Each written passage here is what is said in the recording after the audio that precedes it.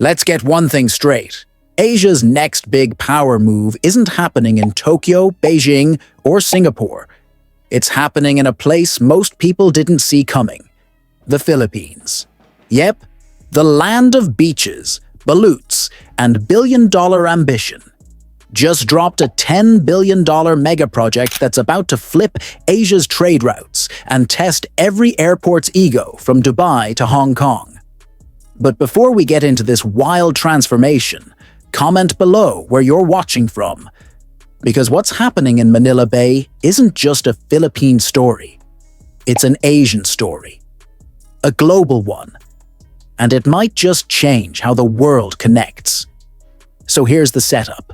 In the province of Bulacan, cranes are rising like metal beasts over the horizon. Steel skeletons stretch over reclaimed land. This isn't some random construction site.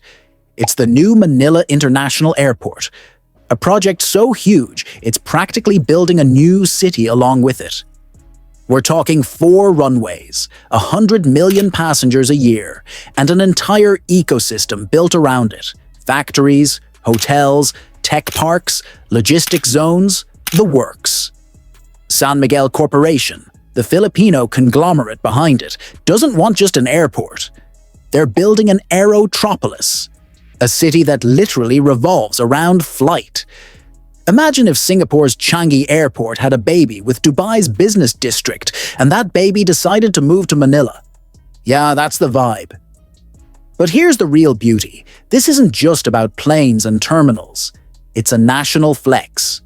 For decades, travelers landing in the Philippines were greeted with outdated airports and endless traffic. Now, the country's saying, nah, we're not just catching up, we're leapfrogging. And that confidence didn't appear out of nowhere. It's built on a decade of growth that most outsiders completely slept on. The Philippines' GDP has been quietly outpacing much of its neighborhood. Investments from Japan, South Korea, and Singapore have been pouring in, and with over 110 million people, most of them under 30, the country's sitting on one of the youngest, most tech-savvy populations in Asia. Translation: they've got the hands, the brains, and now, the infrastructure. San Miguel saw that before anyone else did. They didn't just see land, they saw leverage. Geography plus human capital equals potential. They realized the Philippines sits right at the hinge of Asia, connecting the Pacific to the South China Sea. A strategic sweet spot that everyone from traders to empires has fought over for centuries. But this time, the Philippines isn't being fought over, it's cashing in. This new airport isn't just a terminal, it's a connector, a logistics hub, a symbol that says, we're not the pit stop anymore. We're the destination. Cargo ships will flow through Manila's ports. Planes will blast off carrying goods across Asia, and digital networks will tie it all together. Trade, travel, technology, all merging into one system. For foreign companies moving goods between Japan, Singapore, Australia, and the US, the Philippines suddenly becomes the logical hub.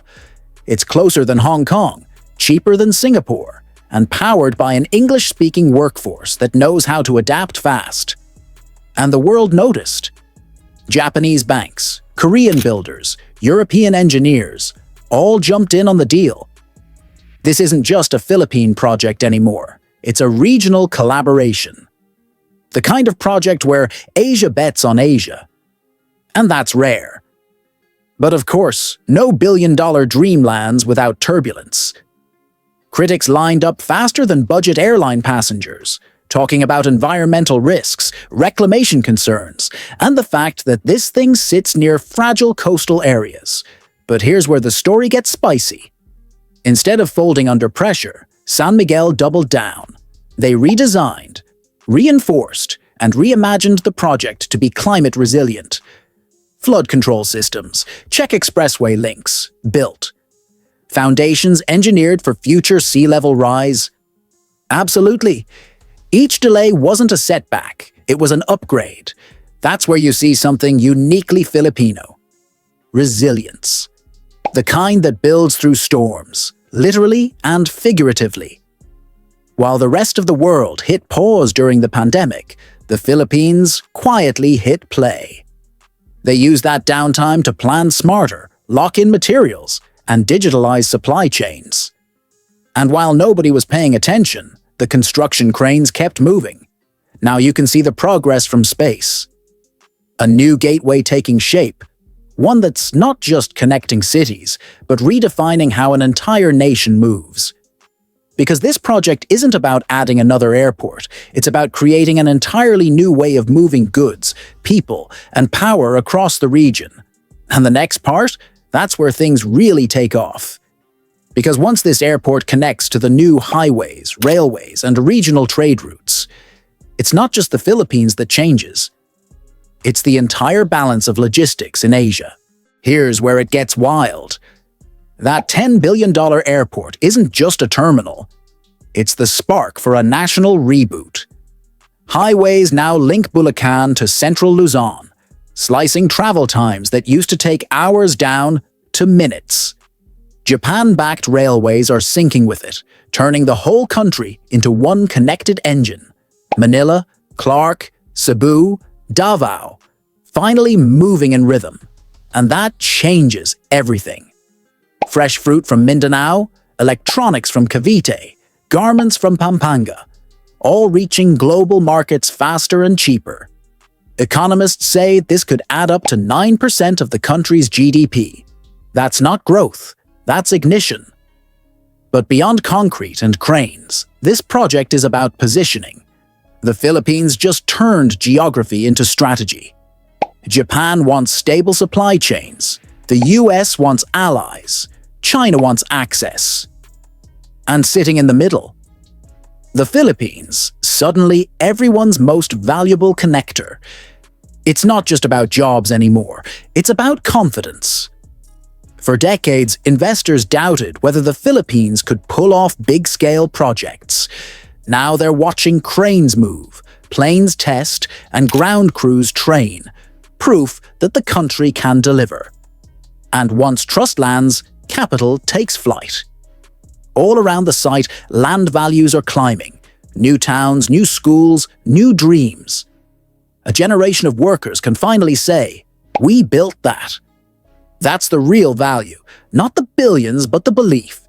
For too long, headlines painted the Philippines as chaotic, corrupt, or behind. This project flips the script. It says, we're not catching up, we're catching air. Because this isn't just about infrastructure, it's identity, it's pride, it's a nation saying, we can. And when that first plane takes off from Bulacan, it won't just carry passengers, it'll carry proof that the Philippines is done waiting. It's taking off.